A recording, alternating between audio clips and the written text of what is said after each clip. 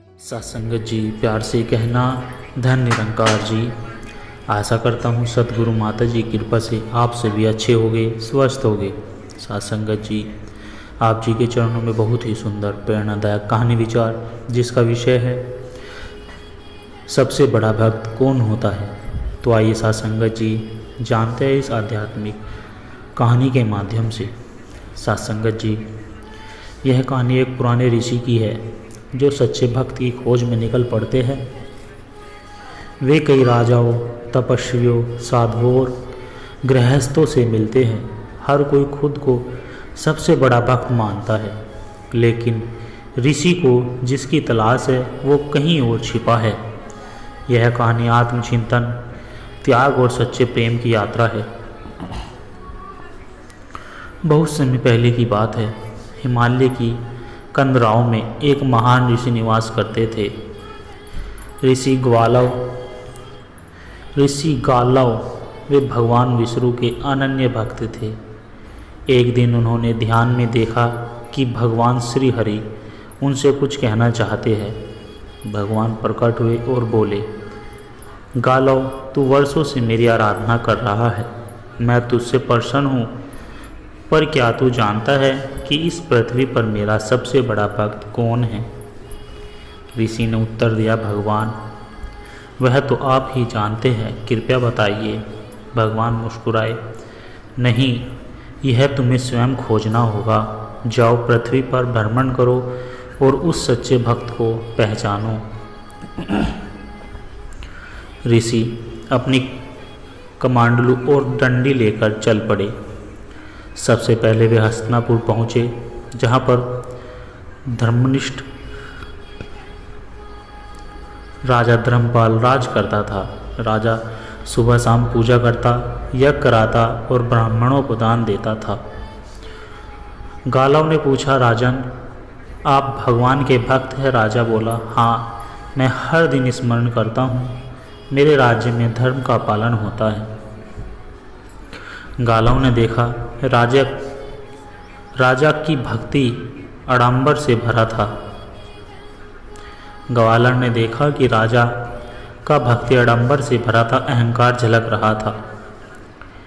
इसके बाद ऋषि गालव पहुँचे एक आश्रम में, जहाँ तपस्वी वेदानंद जी रहते थे। वे वर्षों से मौन व्रत में थे, जल और फल पर जीवन था।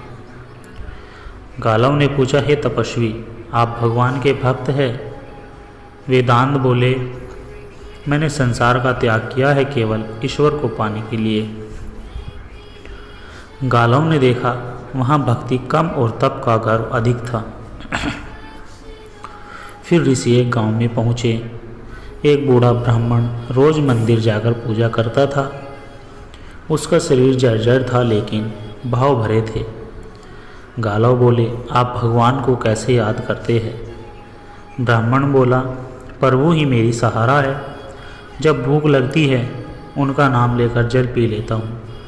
जब दर्द होता है उनका नाम मेरे होठों पर होता है। गालव भावुक हो गए, लेकिन भगवान ने अभी संकेत नहीं दिया। अब ऋषि गालव एक नगर में पहुँचे। वहाँ उन्होंने एक गरीब धोबी को देखा। वह गंदे कपड़े धो रहा था। बदन पर फटी हुई लुंगी थी, लेकिन उनके चेहरे पर शांति थी। वह कपड़े धोते समय गा रहा था, प्रभु तू ही आधार मेरा, तू ही जीवन मेरा। गालव रुके और पूछा, तुम भजन क्यों गाते हो?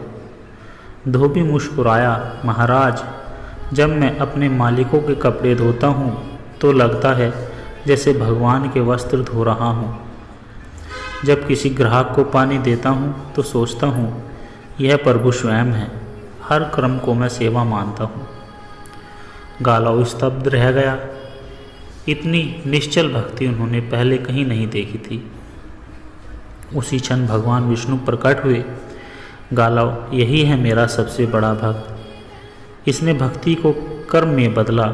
इसके जीवन का हर क्षण मेरे लिए समर्पित है, बिना किसी दिखावे या मांग के। धोबी स्तब्ध था। उसने भगवान के चरण पकड़ लिए। गालव की आंखों में आंसू बहने लगे। ऋषि गालव लौटे और सबको यह कथा सुनाई। उन्होंने कहा, सच्चा भक्त वही है जो हर कर्म को प्रभु की सेवा मानता है, जिसमें प्रभु हो और जिसमें प्रेम हो, त्याग हो और अहंकार का नाम न हो। सत्संग जी, भक्ति केवल मंदिरों में पूजा करने से नहीं होती। सबसे बड़ा भक्त वह है जो अपने हर कर्म में प्रभु को देखता है। सच्ची भक्ति सेवा में है, निश्चल प्रेम में है, त्याग और समर्पण में है। सत्संगत जी, भक्त अर्जुन नहीं कोई और था।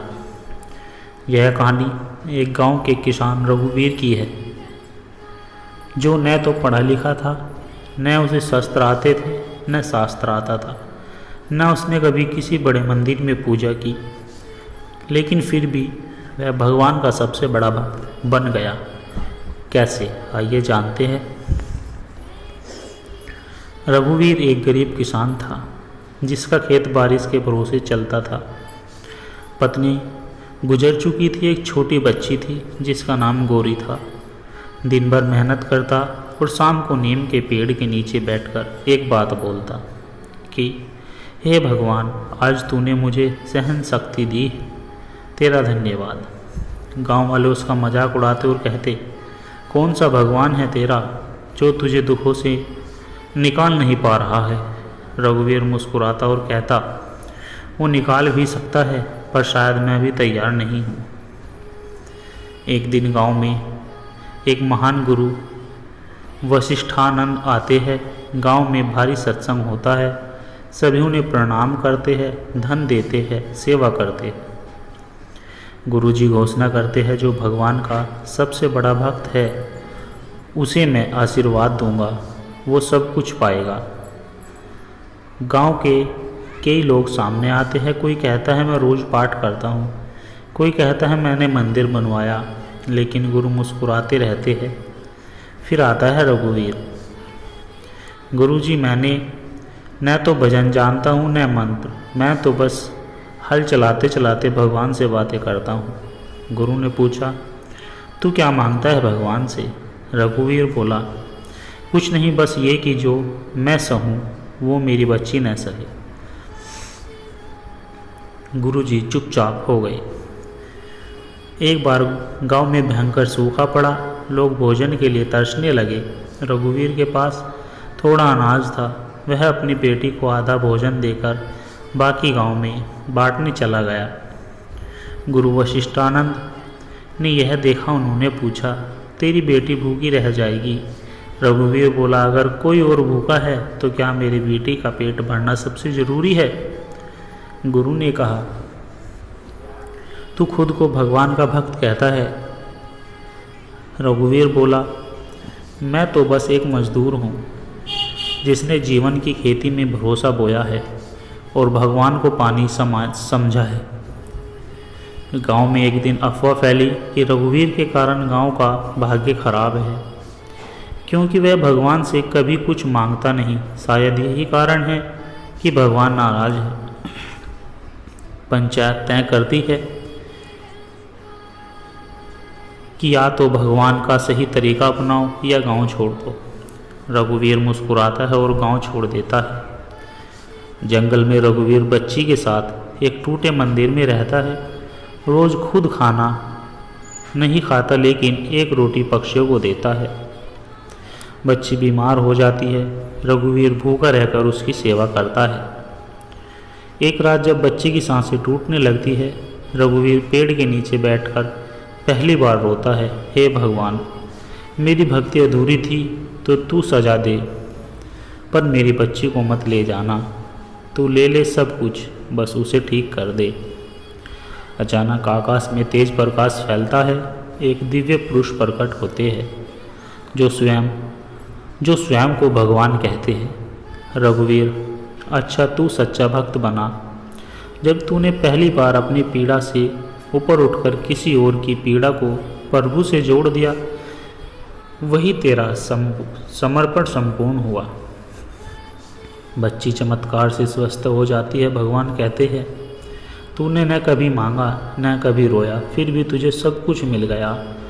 तू वो है जो अर्जुन से भी बड़ा भक्त है।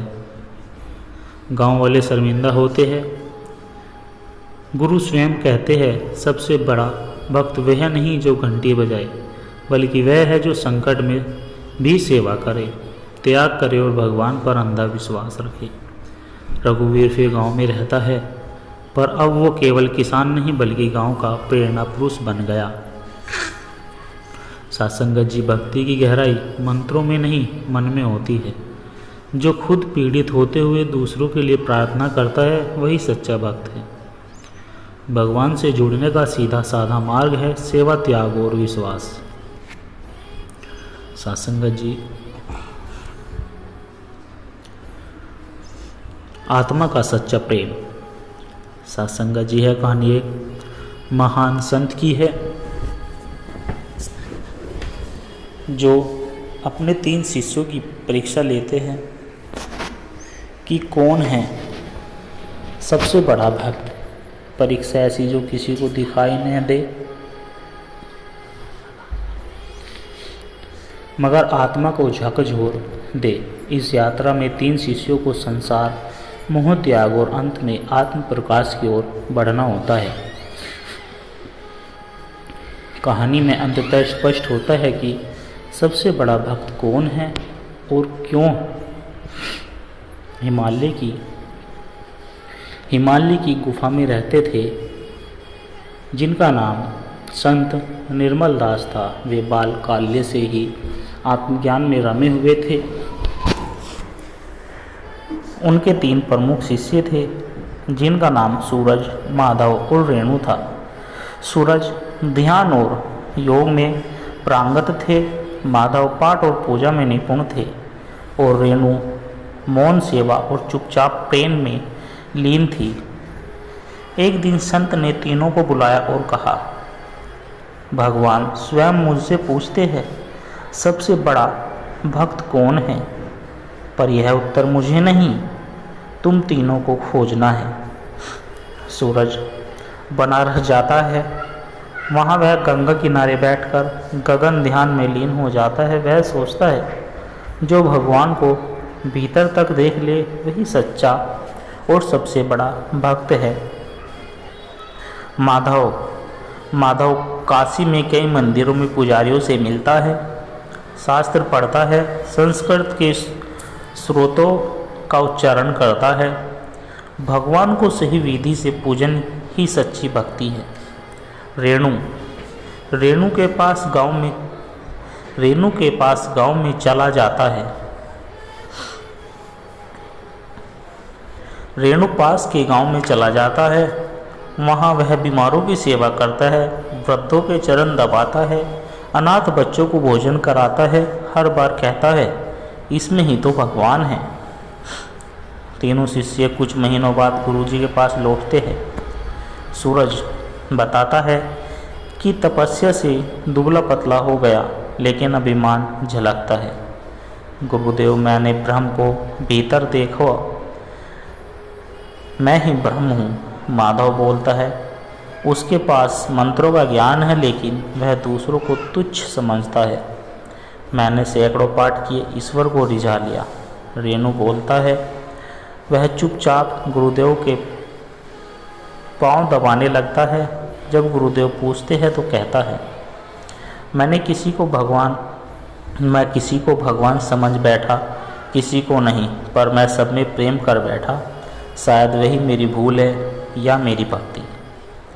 गुरुदेव तीनों को एक गुफा में भेजते हैं और कहते हैं, जो वहाँ भगवान के दर्शन करेगा वही सच्चा भक्त है। सूरज ध्यान करता है, पर अंधकार के सिवा कुछ नहीं। माधव मंत्र पढ़ता है, पर मौन उत्तर मिलता है। रेणु अंदर जाता है और वहाँ एक वृद्ध बीमार पुरुष को पड़ा देखता है।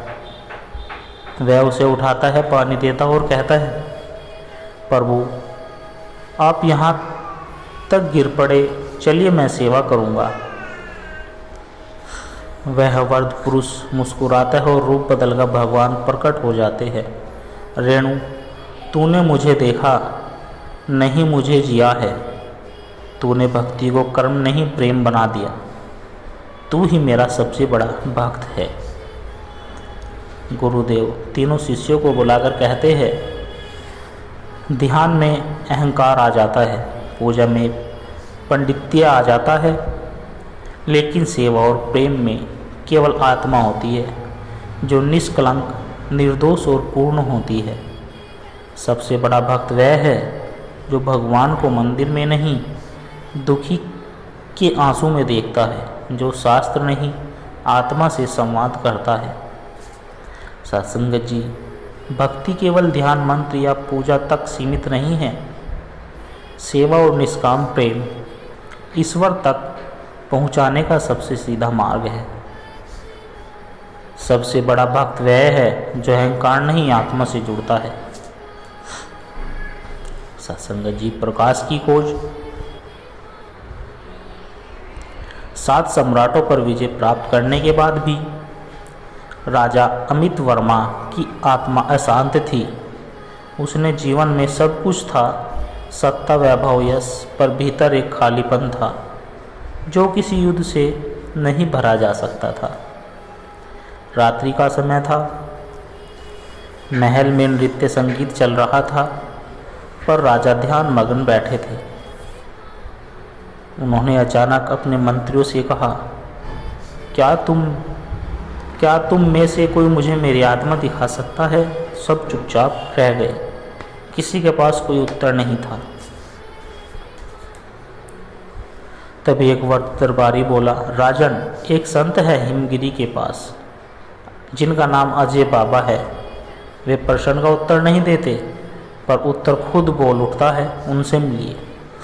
राजा जंगलों में, नदियों और पर्वतों को पार कर संत के पास पहुंचा। राजा बोला, मुझे मेरी आत्मा से मिलवा दो। संत मुस्कुराए और बोले, तुम्हें नहीं मिलवा सकता, पर इतना बता सकता हूँ कि आत्मा वह नहीं जहाँ तुम खोज रहे हो। पहले खुद को खोजो, फिर आत्मा मिल जाएगी। राजा क्रोधित हो गए, तपस्वी मैं सम्राट हूँ, मेरे पास समय नहीं। राजा ने कहा, और फिर संत बोले, तभी तो तुम्हारे पास आत्मा नहीं। जो समय के गुलाम हैं वे कभी अनंत को नहीं समझ सकते। राजा वापस लौटते हैं, पर वह वाक्या उन्हें सोने नहीं देता। वह अपना सिंहासन पुत्र यश को देकर वन में चले जाते हैं। वहाँ वे अन्न छोड़ देते हैं, मौन धारण कर लेते हैं और स्वयं को आत्म खोज में डुबो देते हैं। हर दिन वह पूछते हैं, मैं कौन हूँ? एक दिन उन्होंने एक बच्चा दिखता है जो पत्थर से खेलते हुए कहता है, जब तू बच्चा था तब आत्मा तेरे साथ खेलती थी, अब तू राजा है इसलिए आत्मा छिप गई। राजा चौंकते हैं, यह बच्चा तो वही संत था। राजा अब साधारण जीवन जीने लगते हैं। वह गांव वालों के खेतों में काम करते हैं, बीमारों की सेवा करते हैं और पशुओं को चारा देते हैं। धीरे धीरे उनका हृदय परिवर्तन होने लगता है। अब उन्हें किसी बात पर क्रोध नहीं आता, कोई काम छोटा नहीं लगता और हर चेहरा उन्हें अपना लगता है। एक दिन एक अंधी स्त्री कहती है, बेटा तू तो प्रकाश बन गया है, जब तू पास होता है मैं देख सकती हूँ। राजा चौंकते हैं, यही तो आत्मा है जो प्रकाश बनकर दूसरों को दृष्टि देती है। संत अजय बाबा फिर प्रकट होते हैं। अब राजा उनके सामने दंडवत होते हैं। राजा, अब मुझे आत्मा मिल गई, पर परमात्मा कहाँ है? संत बोलते हैं, जिस दिन तू अपने मैं को मिटा देगा परमात्मा स्वयं प्रकट हो जाएंगे। राजा एक गुफा में जाते हैं और वहीं समाधि में लीन हो जाते हैं। 3 दिन बाद गांव वाले उन्हें ढूंढने आते हैं। वहाँ कोई शरीर नहीं, केवल प्रकाश का एक स्रोत था। संत मुस्कुराते हैं और कहते हैं, राजा नहीं गया, अब वह आत्मा के साथ एक हो गया। राजा नहीं गया, अब वह परमात्मा के साथ एक हो गया। आत्मा जब अपने स्वरूप को पहचान लेती है तब वह परमात्मा हो जाती है। सत्संगत जी, आत्मा खोजने के लिए मैं को खोना पड़ता है। भक्ति, सेवा, मौन और समर्पण यही आत्मा की राह है। जो जीवन दूसरों को प्रकाश दे वही परमात्मा का रूप है। सत्संगत जी, दास के द्वारा कहे गए प्रेरणादायक कहानी विचार। यदि आप जी को अच्छे लगे हैं तो वीडियो को लाइक करें, कमेंट करें और शेयर करें, और दास के चैनल सोना इंस्पायर विचार को सब्सक्राइब जरूर कर दें, और दास को आशीर्वाद दें कि हर रोज़ आप जी के चरणों में ऐसे ही प्रेरणादायक कहानी विचार लेकर आता रहूं। साथ संगत जी प्यार से कहना, धन निरंकार जी।